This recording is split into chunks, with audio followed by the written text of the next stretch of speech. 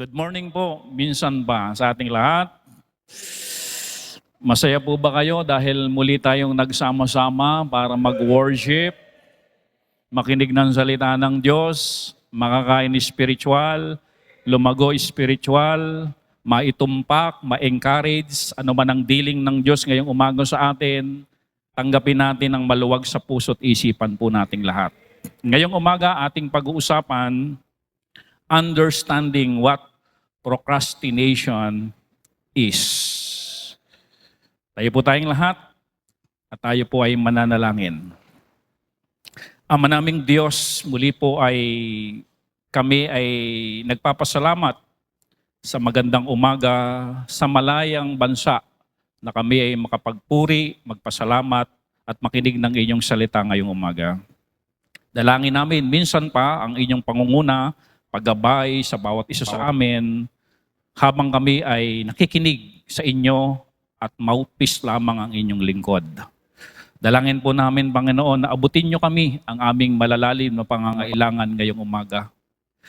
Kung hindi nabuksan ang aming kamalayan patungkol sa usaping ito, hayaan nyo pong ang banal na Espiritu ang siyang kumilos sa amin. Maunawaan namin, mabuksan ang aming kamalayan, bigyan namin ng pagpapahalaga itong usapin na ito dahil ito po ay mainam na aming pong maunawaan ng sagay aming maisabuhay habang kami ay inyong binibigyan pa ng hininga dito sa lupa.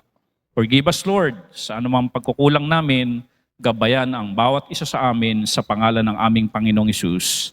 Amen. Ang salitang procrastination, po tayo, ang ibig sabihin po nito, the act of delaying. The act of delaying. Yung pabukas-bukas. Yung saka na lang.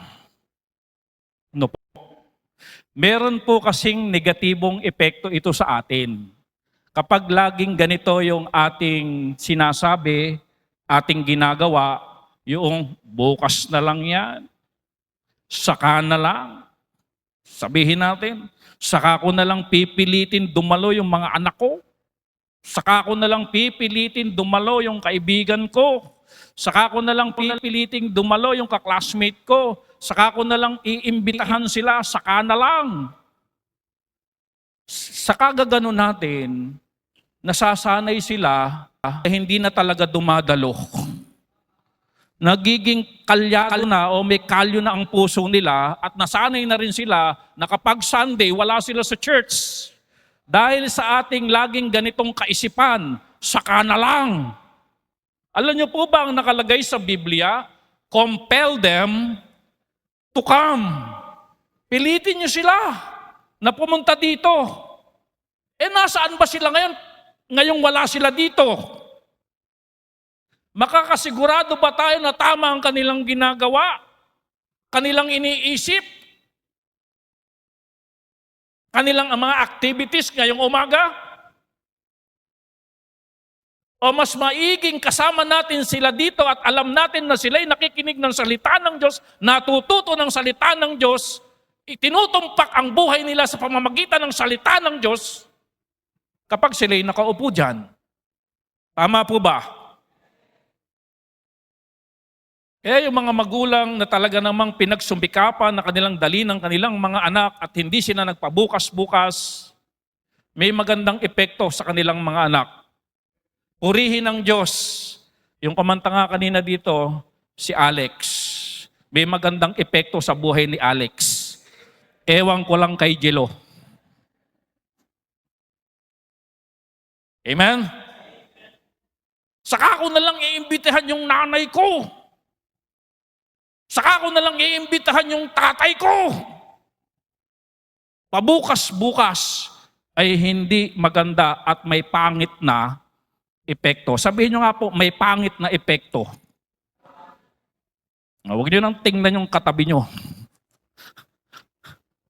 Isa-isahin po natin ang pangit na epekto ng procrastination. Pabukas-bukas, saka na lang, at yung salitang babawi rin ako. May oras din, babawi din ako. Kung bawian ka na ng Diyos ng buhay, hindi ka na nakabawi. Unang hindi magandang epekto ng pabukas-bukas ay ito po. Number 1, procrastination robs our opportunities for service. Yung bang saka na lang ako maglilingkod, hindi pa kasi ako handa eh. Parang si Gideon, sabi ni Gideon, parang hindi pa siya handa. Pero sabi ng Diyos, ikaw ang maglilid, ikaw ang gagamitin ko, huwag ka nang magpabukas-bukas. Baka ang bukas ay huli na. Basahin po natin ang Luke chapter 9, verse number 57. And it came to pass that as they went in the way, a certain man said unto him, Lord, I will follow thee whithersoever thou goest. Sabi niya, Panginoon, nung certain man, gusto ko pong sumunod sa inyo. Saan man kayo pumunta? Talagang gustong i-apply yung pagiging Kristiyano kasi ang ibig sabihin ng Kristiyano ay followers of Christ. Tagasunod ni Kristo. Hindi po totoo na ang bansang Pilipinas ay Kristyanismo. Dahil maraming mga Pilipino hindi naman talaga sumusunod kay Kristo. Ang tunay na Kristiyano, yung nagsisi ng kanyang kasalanan, inamin na siya ay makasalanan, siya ay pupunta sa impyerno, ngunit salamat may Kristong namatay, nagbayad ng kanyang kasalanan, naunawaan niya yung dugo ni Kristo, yun ang bayad ng kanyang kasalanan, at yung ginawa ni Kristo na yun, ang siyang sapat para siya ay iligtas mula sa impyerno. Na-realize niya yun, tinanggap niya, Lord, sabi niya ganoon, ikaw ang aking tagapagligtas, nais kitang tanggapin sa aking puso. At yun ay sinabi ng Bible, siya ay bibigyan ng karapatan na maging anak ng Diyos. Karapatan na, dahil hindi lahat ng tao ay anak ng Diyos. Ang tao ay likha lang ng Diyos. At doon nagsisimula na siya ay maging anak ng Diyos. At doon magsisimula na siya ay tawaging Kristiyano. Siya ngayon ay susunod kay Kristo. Kaya tayo, ang sinusundan natin dito, hindi si pastor, si Kristo. Ano po? Okay. Sabing gano'n nito, pakaganda naman ng kanyang kahilingan. Nakakatouch naman. Sabi niyo nga po, nakakatouch. I will follow thee. Ako'y masunod sa iyo. Whosoever thou goest, ang kaman pumunta, talagang susunod ako.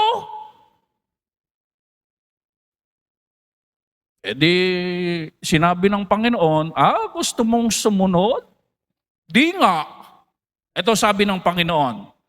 And Jesus said unto him, Foxes have holes. Yun daw mga, sa Tagalog yung fox? Lobo. Yung mga lobo may lungga. The birds of the air have nests. Yun daw mga palipat-lipat na mga ibon na yan, meron silang pugad. Ibang ang ibon ditong palipat-lipat, mga sosyal Siling natin yung kanilang nest meron dyan. Ibig sabihin, itong lobo, may mauuwian. May tahanan. Itong mga ibon na palipat-lipat dyan, meron din tahanan. Sabi ng Panginoon, But the Son of Man hath not where to lay his head. Gusto mong sumunod sa akin kung saan ako pupunta? Alam mo ba ako na gusto mong sundan?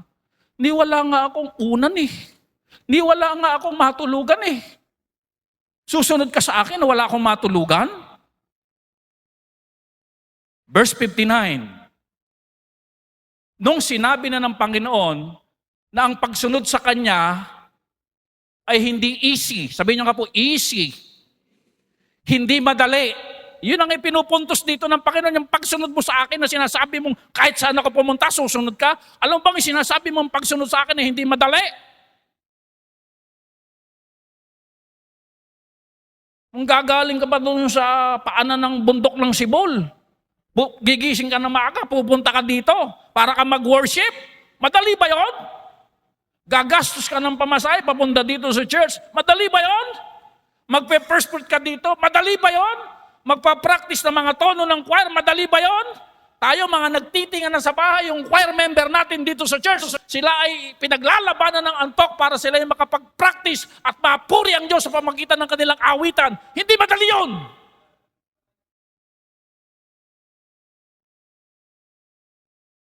May sacrifice. Aba, itong certain man, hindi na pinangalanan ng Panginoon, baka mapahiya eh. Itong certain man, nung ipaniliwanag ng Panginoon na may sacrifice sa pagsunod sa Kanya, by the way, anumang sacrifice na ginagawa mo, hindi mawawala ng kabuluhan. Bakit natatakot tayo sa sacrifice? Your labor is not in vain.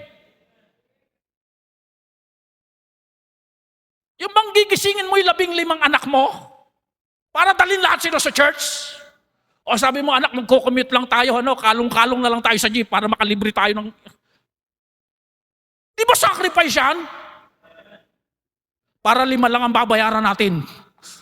Kalong-kalong na lang. O 15 tapos 5 lang, tigiilan ng kalong, tigatlo. O di ba? At habang kalong-kalong namin kayo mga anak, huwag kayong hihinga para magaan. Just imagine, ka San Miguel ka pa galing, hindi hihinga yung mga anak mo para gumaan. Di ba sacrifice yan?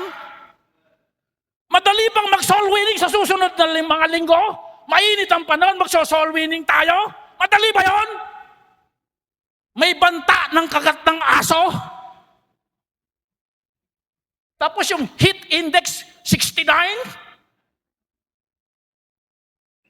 Ay mala-impyerno. Madali ba yon? Hindi po. Kaya kay Kristiyano, tapos easy-easy lang buhay mo. Teka lang, huy, amen? There's something wrong. Are you with me? Sabi ng Panginoon, take up thy cross daily. Abay, hindi ka naman pinapahirapan ng Diyos. In fact, there is joy in serving Jesus. May sacrifice, pero deep within our heart, there is joy.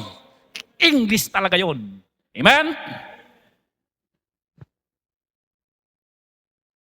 O ang ilang umaatin sa atin, mga senior citizen na, pinaglalabanan nila yung mga hilo. Di ba? Dali ba?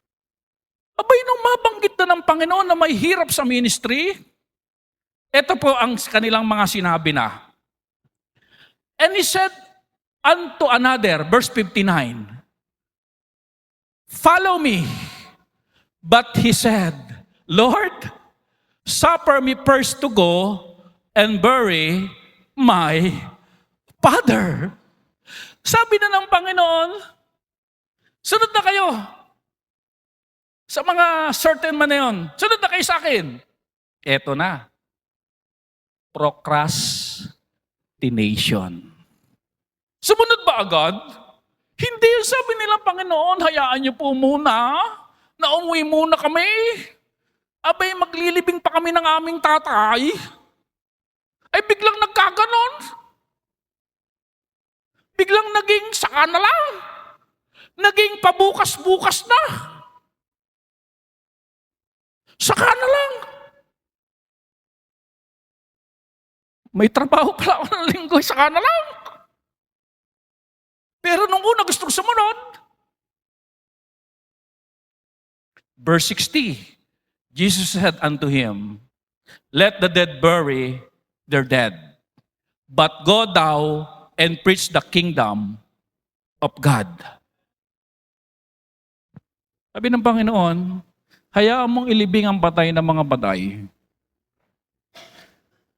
Sama ka sa akin and preach the kingdom of God. Gusto mong maglingkod kanina, di ba? Alika, hayaan mo muna, huwag nang saka na lang. Ngayon na. Go and preach the kingdom of God. Huwag ka na magpabukas-bukas. Kung minsan ang totoo mga kapatid, yung mga katwiran natin, hindi naman talaga katwiran sa harapan ng Diyos . Hindi sinabi ng Panginoon, ay oo nga pala, patay tatay mo. Sige, huwi ka muna. Verse 61.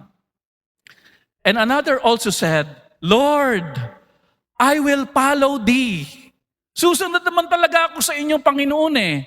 But let me first go bid them farewell, which are at home at my house.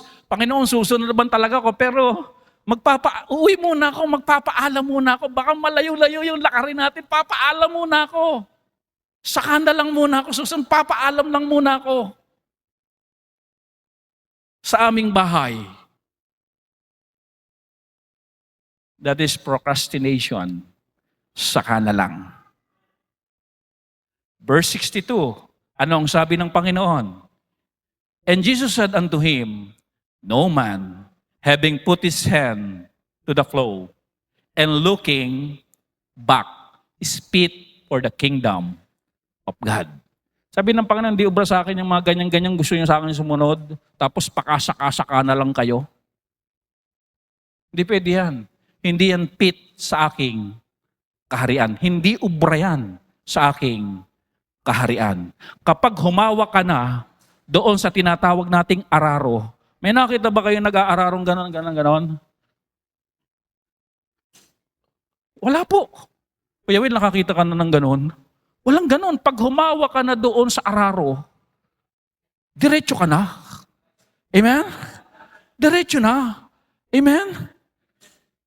Pag nasimulan mo ng hikayatin ng iyong mga anak dito sa church, makinig ng salita ng Diyos, diretsuhin mo na. Amen? Pag nasimulan na mo nang umattend dito sa church, diretsuhin mo na. Maganda patutunguhan mo, kapatid. Maganda magiging araro ng buhay mo. Maganda magiging bungkal ng pamumuhay mo. Kasi diretso kayo eh. Saan ka ba dumidiretso? Kay Kristo. Pangit ba na dumiretso ka sa Panginoong Kristo? Pangit ba na dumiretso ka na paglingkuran mo ang Panginoong Diyos na nagbibigay sa iyo ng buhay araw-araw?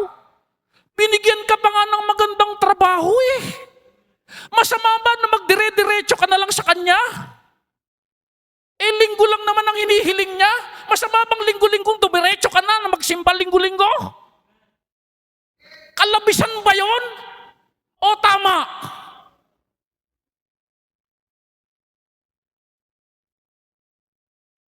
Sabi sa katabi niya, diretso lang.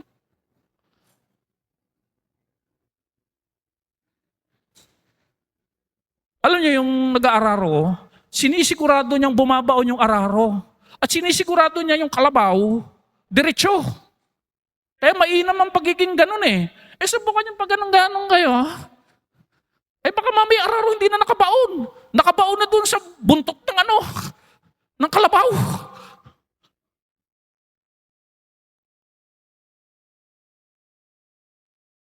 Walang nag-aararo na palinga-linga at palingon-lingon pa sa likod. Kapatid, sa totoo lang, nahirati na at nasanay na yung mga mahal natin sa buhay na hindi umatin kasi ang ating puso't isipan saka na lang. Ilang panahon na ang dumaan at tumagal dahil sa kaisipan nating saka na lang. Di ba tumigas na puso nila at nasanay na wala sila sa gawain ng Diyos? Kapatid, hindi pa naman huli ang lahat. Compel them to come. Yan po ang unang negatibong epekto ng pabukas. Just imagine, naapektuhan ang alin po yung opportunities sa paglilingkod nitong mga taong ito. Ang paglilingkod ay opportunity, pagkakataon na ibinibigay ng Diyos na wala yun eh. Dahil sa mga katwiran nila, uwi muna ako, makikipaglibing muna ako, linggo-linggo. Tapos ano pa isa? Papaalam muna ako sa aking bahay bago ako sumama sa inyong Panginoon. Sabi ng Panginoon nirebuke silang parehas, di ba? Hindi makatwiran yung katwiran nyo na yan sa harapan ko. Ano lang yan, yung tawag dyan? Nagre-reason lang kayo. Di ba? Kapag gusto, di ba? Maraming paraan. Pero pag ayaw, nagdadahilan. Nagdadahilan. Di po ba? Hindi po masama na magtuloy-tuloy sa Panginoong Kristo. Hindi po masama. Lagi niyo po yung iisipin, bilang mga magulang, bilang mga anak, hindi masama na ituloy-tuloy ko, na imbitahan ng nanay ko. Hindi masama na tuloy-tuloy kong imbitahan ng tatay ko. Hindi masama na tuloy-tuloy kong imbitahan ng mga anak ko. Hindi masama na tuloy-tuloy kong imbitahan ng kaibigan ko. Hindi masama na tuloy-tuloy kong imbitahan yung crush ko. Sa church, amen? Ang masama, yung hihinto ka para kay Kristo. Pag huminto ka para kay Kristo, lalamunin ng mundo buhay mo.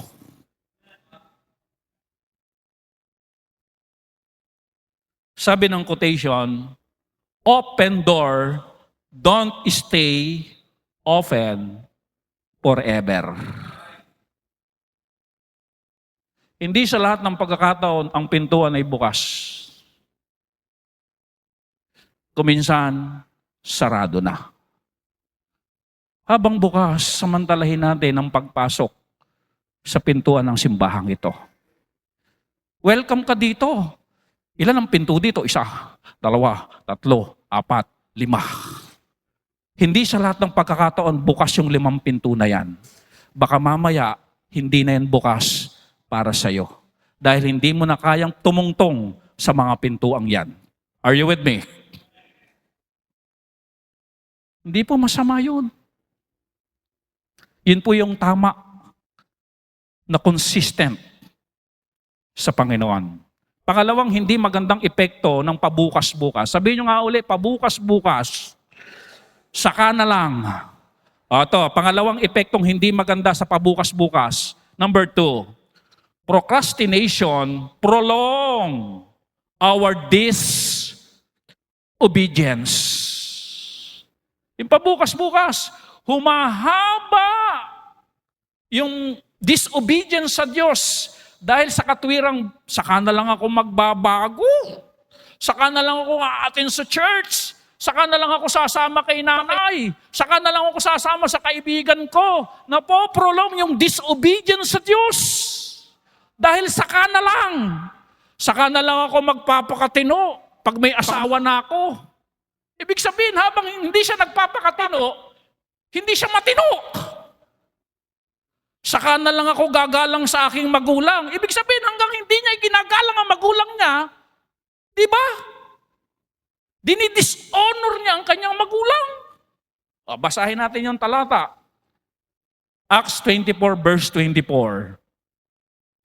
And after certain days, when Felix, not Manalo, when Felix came with his wife, Drusilla, which was a Jewish. Itong si Felix, asawa niya ay Jews. He sent for Paul.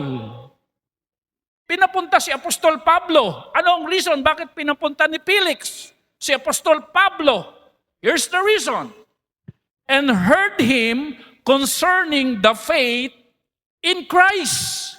Gusto niyang makarinig ng Word of God, ng salita ng Diyos. Katulad ng ginagawa natin ngayon, nakikinig kayo ng salita ng Diyos. Gusto niyang marinig yun ni Felix. At nung magsalita na si Apostol Pablo, verse 25, and as he reasoned, ano diniscuss ni Paul? Righteousness, temperance, judgment to come. Ang Diyos maghuhukom sa atin kung anong ginawa natin sa lupa, kung ano naging buhay natin, sumunod ba tayo sa Diyos o hindi natin pinagpahalagahan ng Diyos. Alam nyo, pag linggo, markahan nyo nga sa kalendaryo po natin yan, pag linggo, pagpapakita ang linggo na nagpapahalaga ka sa Diyos o hindi. Ilang linggo ang lumipas wala ka sa simbahan? Ito sabi ng Apostol Pablo, righteousness, temperance, judgment to come. Ano nangyari kay Felix? Trembled and answered, "Go thy way for this time." Sabi niya kay Pablo, "Pablo, umuwi ka muna. Wait. When I have a convenient season, I will call for thee." Umuwi ka muna. Saka na lang. Kapag meron akong convenient time, bumalik ka na lang, saka na lang. That is procrastination. Alam niyo mga kapatid, sino ba si Felix? Ito pong kanyang asawang si Drusilla, youngest daughter of Herod Agrippa the Uno o the One. She had been married to the king of Emesa, a small state in Syria. But Felix had persuaded her to leave her first husband to marry him. Meaning to say, itong si Felix namumuhay sa immorality. Kaya nung marinig na niya yung preaching ni Paul, kinabahan, na-convict, at ayaw niya nang ituloy. Baka ma-rebuke eh. Kaya pinalis na si Pablo. Saka ka na lang bumalik. Another thing, itong si Felix, bilang opisyal ng gobyerno, tumatanggap siya ng suhol. Alam nyo, one of the reason talaga, kaya ipinatawag niya itong si Pablo, umaasa siguro si Felix, dahil nakakulong si Pablo, di ba? Na manunuhol si Pablo para siya pakawalan. Hindi ganun ang nangyari. Nag-preach ng word of God si Pablo eh. Ano ibig sabihin nito mga kapatid? Ayaw niyang makanti yung ginagawa niyang kasalanan. Kaya ang sabi niya, bukas na lang, saka na lang. Listen carefully. Magpapakatino din ako. Hindi pa ngayon. Yung hindi niya pagiging matino, napoprolong. Darating din ang time, magiging tapat din ako sa Diyos. Habang hindi siya nagtatapat, napoprolong ang hindi niya pagtatapat. Makikipag-break din ako sa mali kong relasyon. Yun. Sabi sa church, 25 years old, bago mag-boyfriend at girlfriend, tatapusin ko rin itong relasyong ito dahil ako'y 14 years old pa lang. Pero hanggang hindi mo yan tinatapos, you prolong your sin and disobedience to God. You live in sin. Darating din namang time, magpapatawad din naman ako eh. Pero hindi ngayon. Habang hindi ka nagpapatawad, you prolong the spirit of unforgiving heart. Are you with me?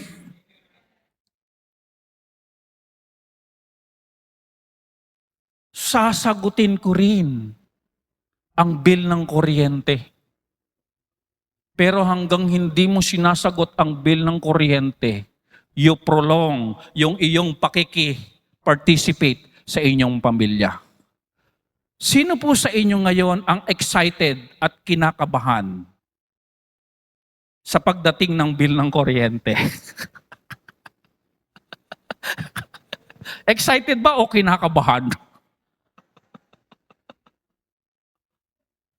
O nag-aalala?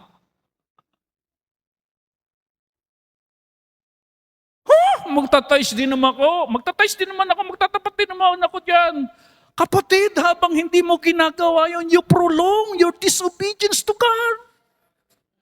Tatagpusin ko din naman yung first fruit ko pero hanggang hindi mo yan tinatagpos, you prolong.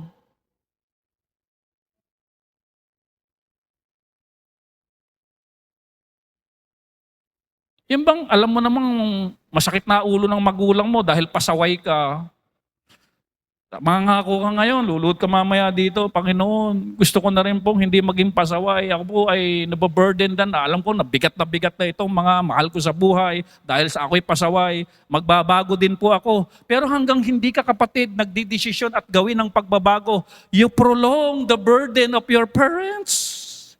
You prolong. Kapatid, pinaparusahan mo sila. Sinasaktan mo sila.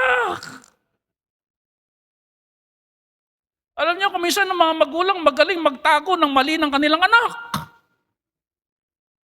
Hanggang hindi niyo sinusuway ang mali na ginagawa ng inyong anak, you prolong yung pagtatago ninyo sa mali na ginagawa ng inyong anak.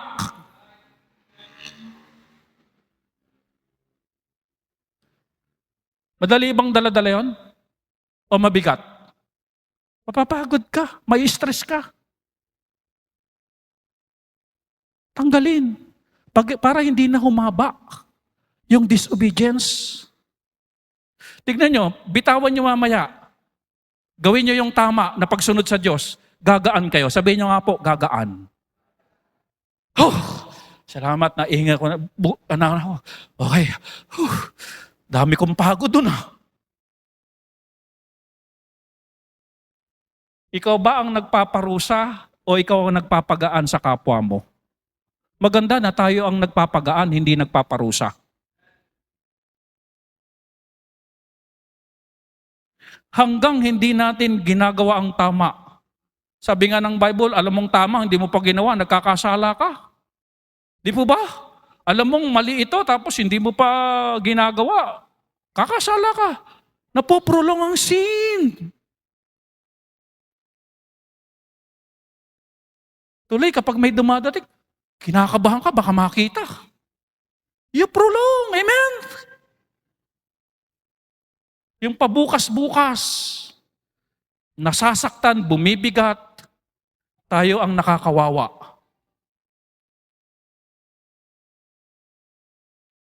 Bitahan ko rin sila. Napoprolong mga kapatid.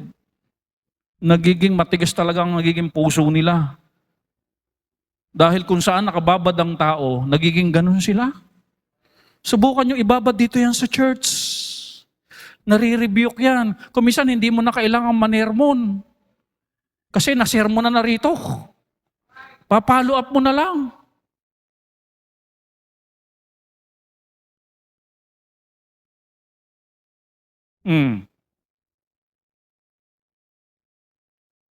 Mabigat po ang kasalanan. Magaan po ba ang kasalanan pag nasa puso natin? Sino pa magsasabi, Pastor, enjoy, enjoy na enjoy. Ang kasalanan, enjoy now, pay. Later, may bayad dyan. Mas maiging pag Sunday, alam natin nakaupo sila dyan. Nakikinig, tinatamaan ng salita ng Diyos, binabago ng Diyos, lumalago, naglilingkod sa Diyos. Pangatlo, na hindi magandang epekto ng pabukas-bukas. Procrastination produces a false sense of control. Kasi pag sinabi natin pabukas-bukas, parang kontrolado natin ang bukas. False sense of control po yun. Bakit kapatid, pag sinabi mong bukas ko na lang iimbitahan yan, bukas na lang ako magbabago, bukas ko na lang aayusin yung buhay ko. Kapatid, ang tanong, hawak mo ba ang araw ng bukas? Hindi. Nakakalungkot ang nangyari sa SC Text, ano? Pupunta sa camp pala yung mga batang yon. Abay, iisipin ba ng mga magulang, maging silang nakasakay doon sa sasakyan na yun ang katapusan ng buhay nila? Hindi eh. At isa pang nakakalungkot doon, medyo naiyak nga ako doon eh. Yung mag-asawa, yung 2 years old na baby lang ang natira. Pag in-internalize mo yun, ikaw ang lumagay sa kalalagayan, ikaw ang parang wala nang nanay yung... Are you listening? Sino pa ang mag-aalaga doon ng magulang? Sino magpapalaki noon? Tama po ba?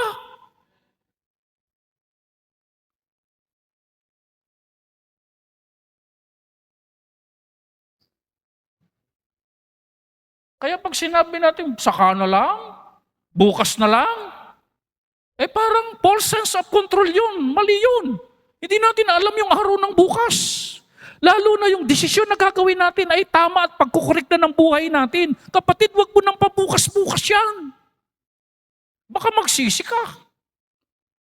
Kung alam mong tama na ito ngayon, tama ng desisyon ito, itong kasalanan ito ay aalisin ko na sa buhay ko, itong mga ginagawa kong nakakasakit ng damdamin, ilulubayan ko na, yung mainggit ng mainggit, magparinig sa Facebook, titigilan ko na yan, itigil na ngayon. Huwag mo na ipabukas-bukas pa. Marami pang damdaming masasaktan sa mga post ng pangapatama.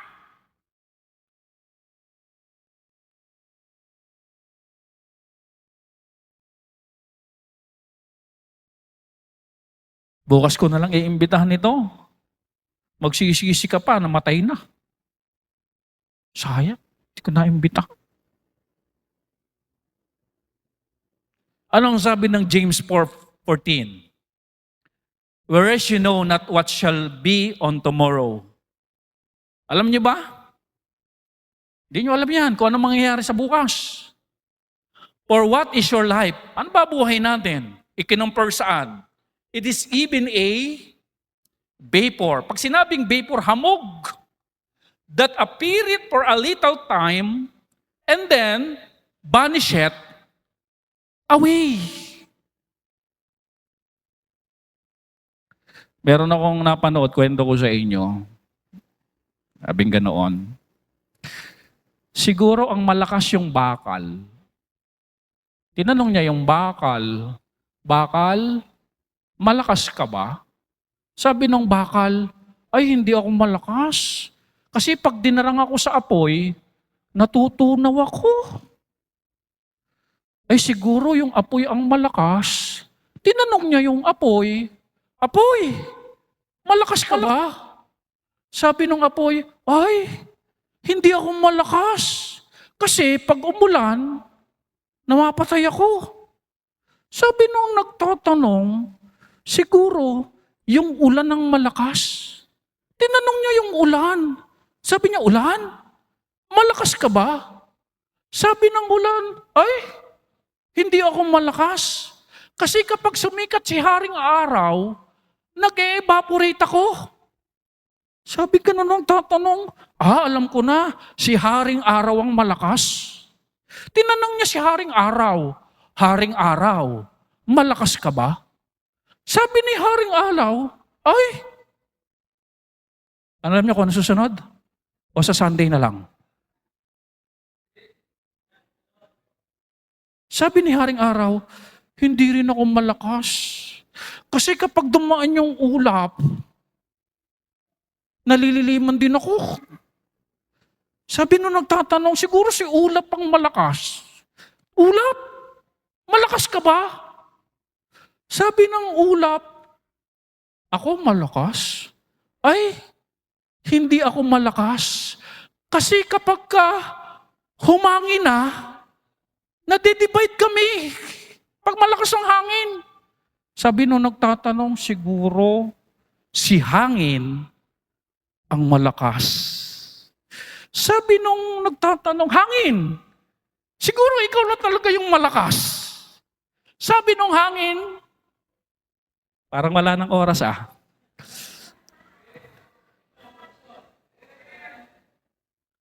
Sabi nung hangin, ay pasensya na, hindi rin ako malakas. Kasi kapag ako ay sumama sa bagyo at tumama dyan sa bundok ng Bulacan, ano tawag sa bundok na yon? Sierra Madre, nawawasak din kami. Kaya hindi kami malakas. Sabi nung nagtatanong, alam ko na, malapit na sa exciting part, Joy, di ba? Siguro yung bundok ang malakas.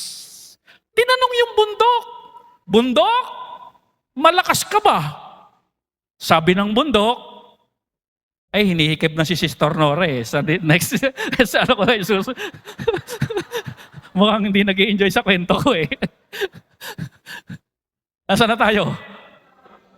Bundok, malakas ka ba? Sabi ng bundok, mukhang hindi naka-excited ha. Sabi ng bundok, ay pasensya na, hindi ako malakas. Pag pinatag ako ng mayor ng San Miguel,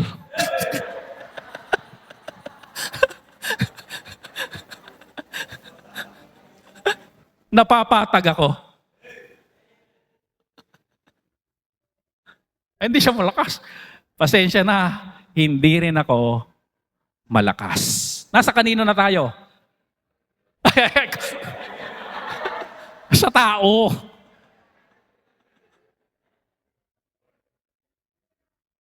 Baka mag-apati-apati. Baka yung hotdog ay... Sabi nung nagtatanong, siguro ang malakas yung tao. Tinanong niya ngayon yung tao, malakas ka ba?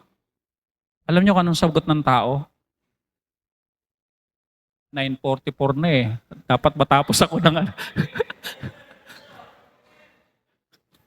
Sabi ng tao, hindi rin ako malakas kasi namamatay ako. Sabi nung nagtatanong, huli ko na. Alam ko na kung sino malakas. Si kamatayan. Tinanong niya ngayon si kamatayan, kamatayan, malakas ka ba? Sabi ni kamatayan, lahat ng tao, walang makapipigil. Silang lahat ay namamatay. Pero alam nyo, may malakas kay kamatayan. Si Jesus na nabuhay mula sa mga patay. Siya ang tunay na malakas para iligtas ang kaluluwa mong papunta sa impyerno. Kaya mga kapatid, mamamatay tayo. Huwag mo nang pabukas-bukas na siya'y paglingkuran. Wala tayong kontrol sa araw ng bukas. Siya ang may kontrol noon. Are you with me? Yung bang nagdudulot din po ito ng regret. Yung bang panghihinayang, pagsisisi itong pabukas-bukas. Dapat pala ginawa ko na ito noon pa. Dapat pala nag-church na ako noon pa. Dapat pala inimbita ko ito noon pa. Nakuha tuloy ng mga saksi ng Channel 7.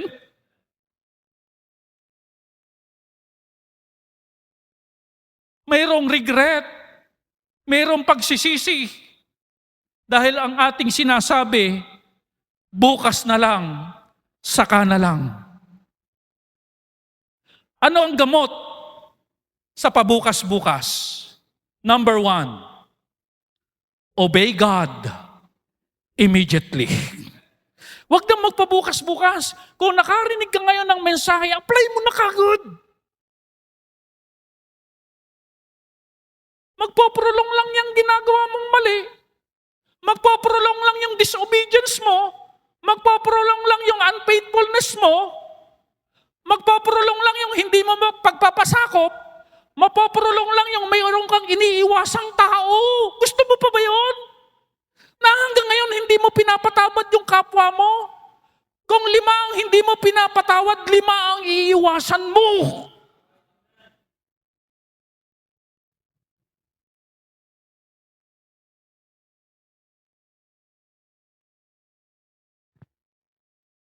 Psalms 119 verse 60. Sabi ng psalmist, I made haste. Nagmamadali ako. Yung bang nakaupo pa lang ngayon, parang gusto nyo nang umuwi at kausapin na yung mga anak nyo, yung nanay nyo, yung tatay nyo. Sabihin nyo, tatay, nanay, mga anak, mangako kayo sa Sunday, sasama na kayo sa akin. I made haste and delayed not to keep thy commandment. Mamaya talagang magdidesisyon na ako, kitigilan ko na tong kasalanan ito. Ngayon na. Tatapusin ko na ang mga maling relihiyon. O pwede rin. Relasyon.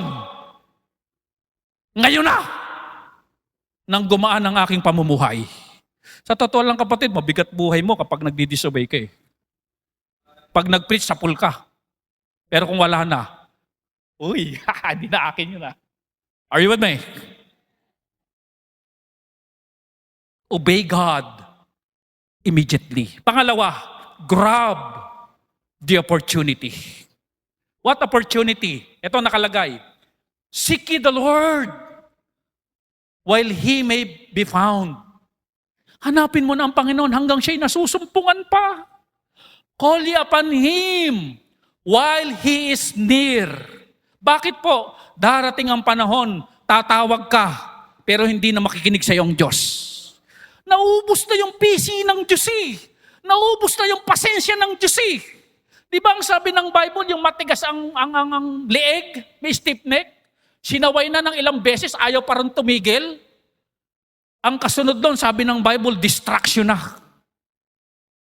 Habang nakikita mo pa, hanggang nakikinig pa ang Diyos sa'yo, listen carefully, habang may prayer meeting pa, amen?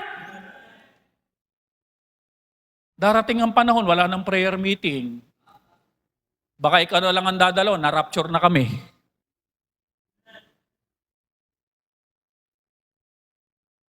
Darating ang panahon, gusto mo mag-pray ng buong puso, pero wala na.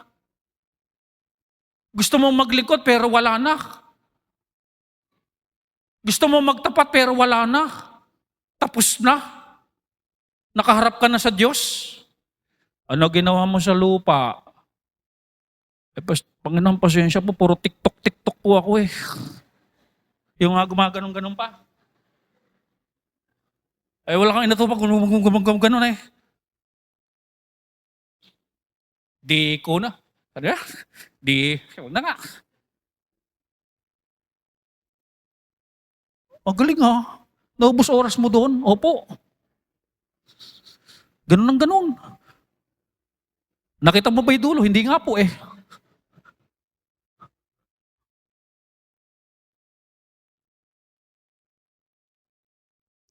Hanggang may Sunday worship pa, go to the church. Hanggang may soul winning tayo, go, win soul. Hanggang may missionary pang tumatayo to, support missionary. Habang tayo binibless ng Diyos financially, give your tithes and offering. Hanggang merong pang ganyan. Kasi hindi forever yung ginagawa natin ito. Pwede isang araw tuldok na buhay mo, memory ka na lang. Sabihin mo nga, memory ka na lang. Gusto mo bang memory ka na lang?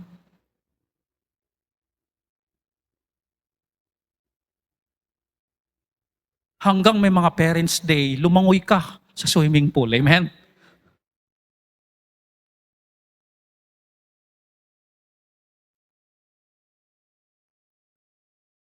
Panghuli, 2 Corinthians 6:2.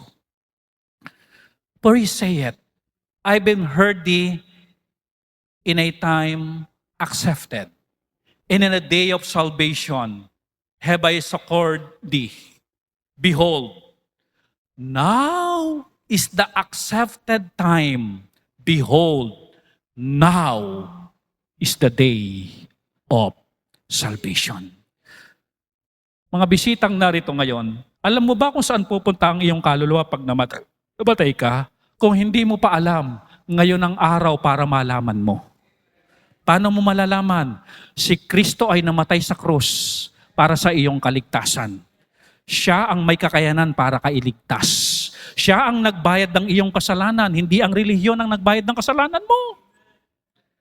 Kaya hindi ka kayang iligtas ng anumang relihiyon.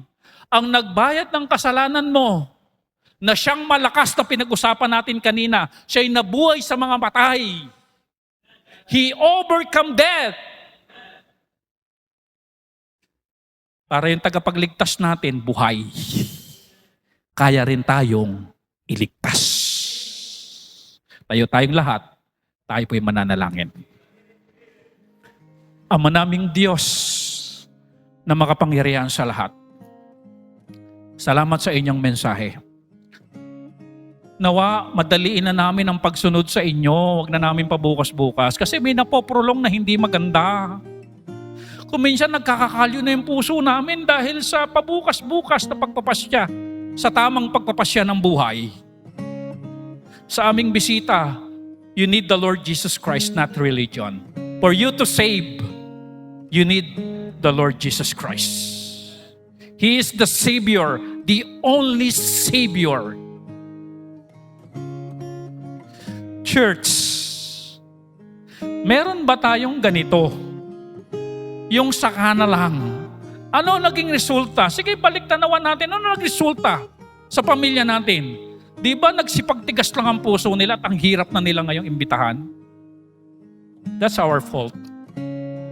Pero meron pang biyaya. Ang Diyos. Hanggang may panahon pa, grab the opportunity. Come on. Kausapin natin ang Panginoon. Kapatid, kung ikaw ay nahihirapan na, nabibigatan na, sa dinadala mo, napoprolong lang yung sin, disobedience, hindi pagpapatawad, hindi pagpapasakop, iniilagan mo ang tao, ayaw mong magpatawad, busit ka sa tao, naiinis ka, na-open ka, napoprolong. Kawawa ka. Nabibigatan ka. Baka pwedeng tanggalin mo na at alisin mo na yan sa iyong pagkatao. Magpasya ka ng tama, magpatawad. Pagaanin ng loob sa biyaya ng Diyos.